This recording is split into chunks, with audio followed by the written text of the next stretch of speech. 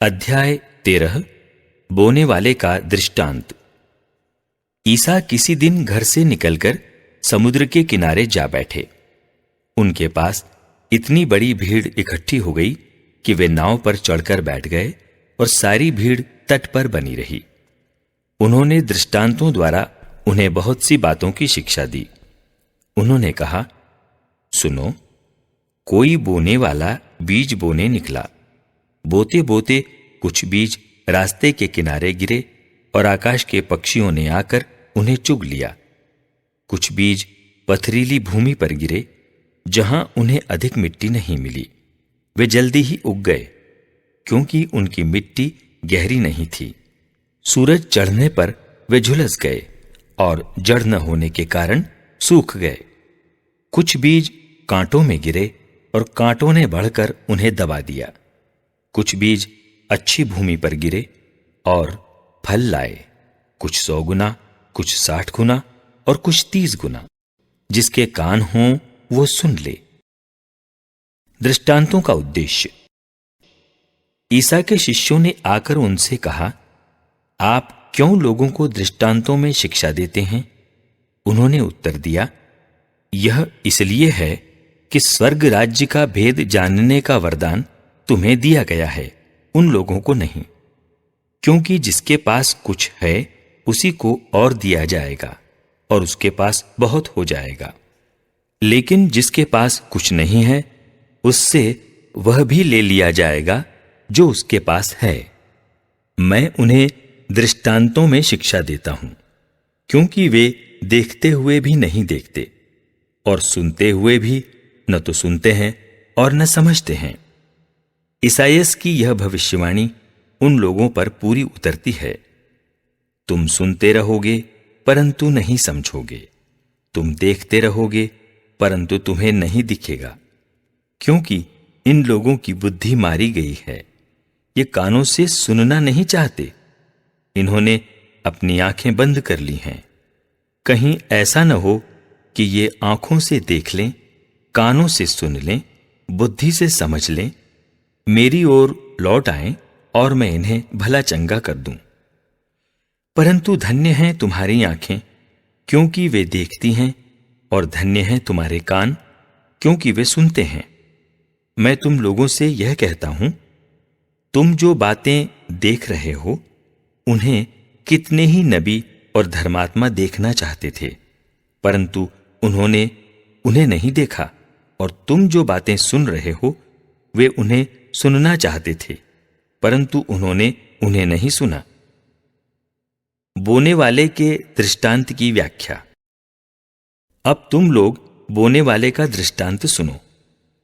यदि कोई राज्य का वचन सुनता है लेकिन समझता नहीं, तब उसके मन में जो बोया गया है उसे शैतान आकर ले जाता है। यह वह है जो रास्ते के किनारे बोया गया है। जो पथरीली भूमि में बोया गया है, यह वह है जो वचन सुनते ही प्रसन्नता से ग्रहण करता है, परंतु उसमें जड़ नहीं है और वह थोड़े ही दिन दृढ़ रहता है। वचन के कारण संकट या अत्याचार आ पड़ने पर वह तुरंत विचलित हो जाता है। जो कांटों में बोया गया है, यह वह है जो वचन सुनता है, परंतु संसार की चिंता और धन का मोह वचन को दबा देता है और वह फल नहीं लाता। जो अच्छी भूमि में बोया गया है, यह वह है जो वचन सुनता और समझता है और फल लाता है, कोई 100 गुना, कोई 60 गुना और कोई 30 गुना। जंगली बीज का दृष्टांत। ईसा ने उनके सामने एक और दृष्टांत प्रस्तुत किया। स्वर्ग का राज्य उस मनुष्य के सदृश है जिसने अपने खेत में अच्छा बीज बोया था। परंतु जब लोग सो रहे थे तो उसका बैरी आया और गेहूं में जंगली बीज बोकर चला गया। जब अंकुर फूटा और बालें लगीं, तब जंगली बीज भी दिखाई पड़ा। इस पर नौकरों ने आकर स्वामी से कहा, मालिक, क्या आपने अपने खेत में अच्छा बीज नहीं बोया था? उसमें जंगली बीज कहां से आ पड़ा? स्वामी ने उनसे कहा, यह किसी बैरी का काम है। तब नौकरों ने उससे पूछा, क्या आप चाहते हैं कि हम जाकर जंगली बीज बटोर लें? स्वामी ने उत्तर दिया, नहीं, कहीं ऐसा न हो कि जंगली बीज बटोरते समय तुम गेहूं भी उखाड़ डालो। कटनी तक दोनों को साथ साथ बढ़ने दो। कटनी के समय मैं लुनने वालों से कहूंगा, पहले जंगली बीज बटोर लो और जलाने के लिए उनके गट्ठे बांधो, तब गेहूं मेरे बखार में जमा करो। राई का दाना। ईसा ने उनके सामने एक और दृष्टांत प्रस्तुत किया।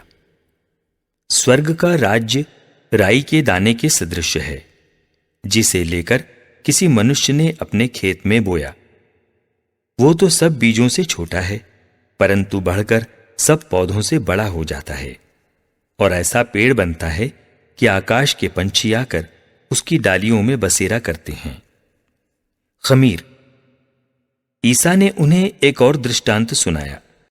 स्वर्ग का राज्य उस खमीर के सदृश है, जिसे लेकर किसी स्त्री ने 3 पसेरी आटे में मिलाया और सारा आटा खमीर हो गया।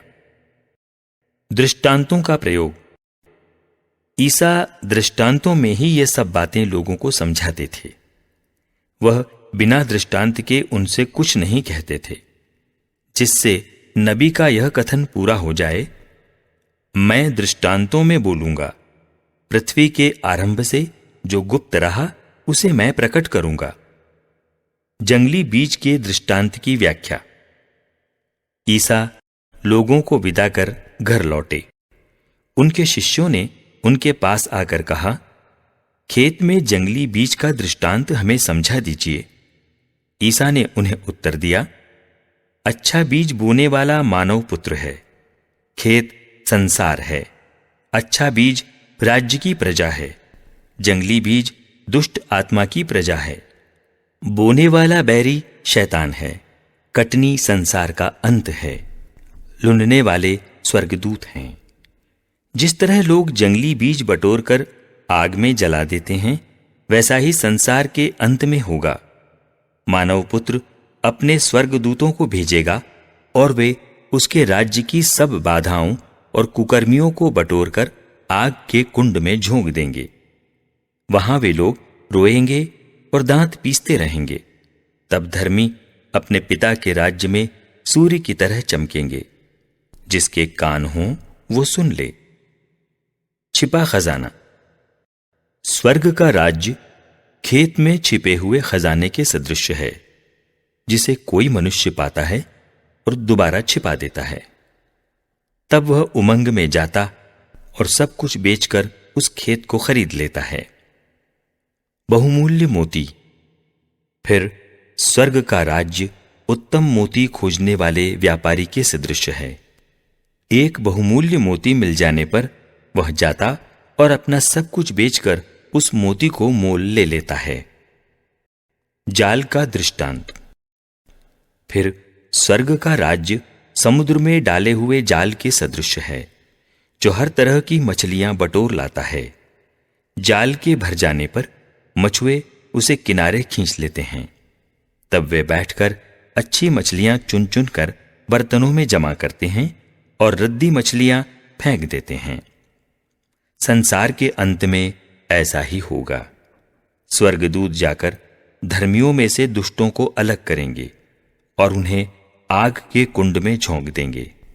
वहां वे लोग रोएंगे और दांत पीसते रहेंगे। समापन। क्या तुम लोग ये सब बातें समझ गए? शिष्यों ने उत्तर दिया, जी हां। ईसा ने उनसे कहा, प्रत्येक शास्त्री जो स्वर्ग के राज्य के विषय में शिक्षा पा चुका है, उस गृहस्थ के सदृश है जो अपने खजाने से नई और पुरानी चीजें निकालता है। इन दृष्टांतों के समाप्त होने पर ईसा वहां से चले गए। अविश्वासी नाजरेत। वे अपने नगर आए, जहां वे लोगों को उनके सभागृह में शिक्षा देते थे। वे अचंभे में पड़कर कहते थे, इसे यह ज्ञान और यह सामर्थ्य कहां से मिला? क्या यह बढ़ई का बेटा नहीं है? क्या मरियम इसकी मां नहीं? क्या याकूब, यूसुफ, सीमोन और यूदस इसके भाई नहीं? क्या इसकी सब बहनें हमारे बीच नहीं रहती? तो यह सब इसे कहां से मिला? पर वे ईसा में विश्वास नहीं कर सके। ईसा ने उनसे कहा, अपने नगर और अपने घर में नबी का आदर नहीं होता। लोगों के अविश्वास के कारण उन्होंने वहां बहुत कम चमत्कार दिखाए।